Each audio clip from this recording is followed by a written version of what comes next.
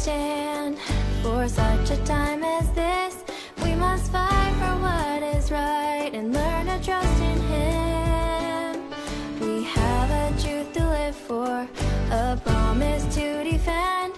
Stand up tall, stand up proud, till the very end. Stand strong, stand firm, press on until the end, and claim the promise of His word. We have got a message, let's spread it through the land, praying for the courage to stand.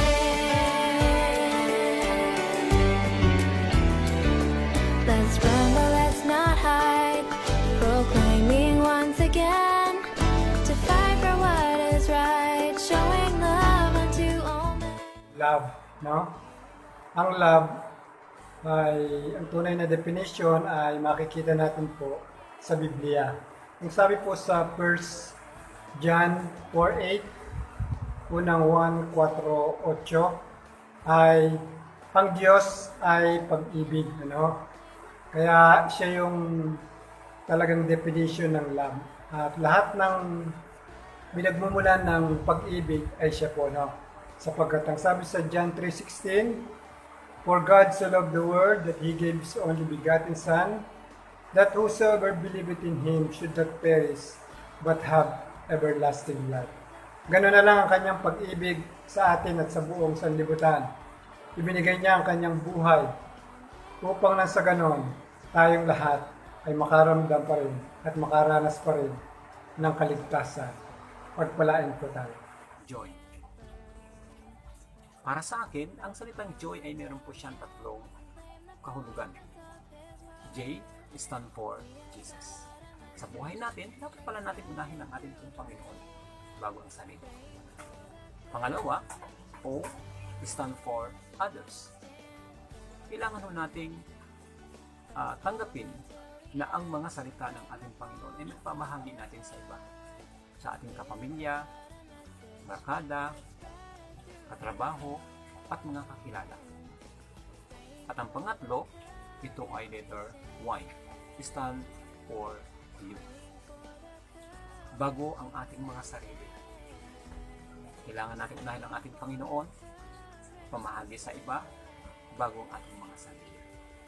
Kaya bilang lalaking Adventista, masaya ako na maging kabahagi ng Adventisment at makilala ang ating Panginoon, maglingkod sa iba bago ang sarili. Bilang Adventist man, tayong mga namumuno sa ating iglesia ay naasahan na maging tagapagdala ng magandang halimbawa, maging ehemplo sa ating mga kapatiran, sa ating iglesia, sa ating mga mahal sa buhay, sa ating mga kaibigan, sa mga nasasakupan natin, maging tagapagdala tayo ng mga balita na mabubuti at magbibigay ng pag-asa, ng kapayapaan sa bawat isa, sa bawat tahanan, sa bawat kapatiran.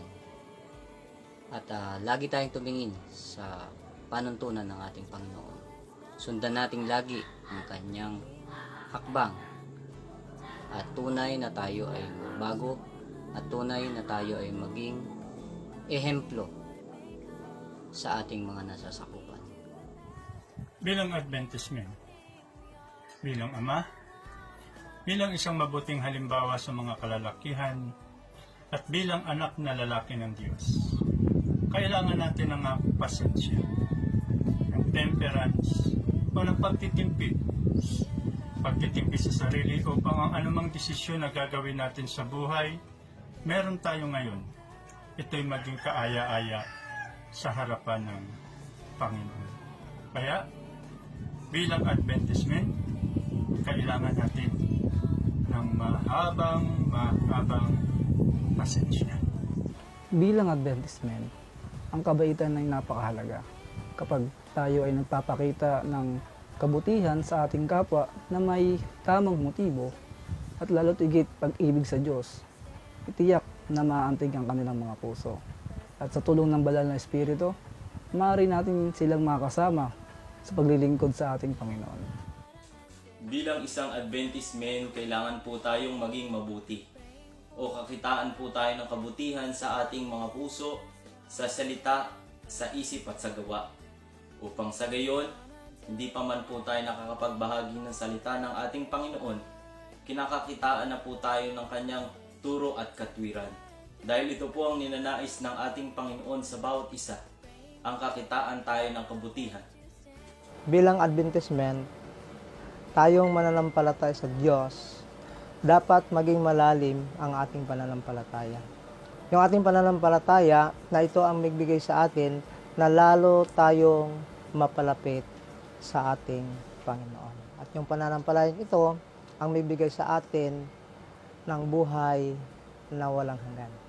Bilang Adventist men, ay dapat tayo maging mahinahon sa lahat ng bagay at sa lahat ng pagkakataon upang ang ating relasyon sa ating kapwa ay mananatili ito. Yan ay maaring maging daan upang mapangaral natin sa iba ang salita ng ating Panginoong Diyos. Bilang Adventist men o Adventist man, kinakailangan natin ng self-control. Self-control is part of discipline. At kung meron tayong disiplina sa ating mga sarili, mapapanatili natin ang kabanalan sa bawat isa o sa sarili.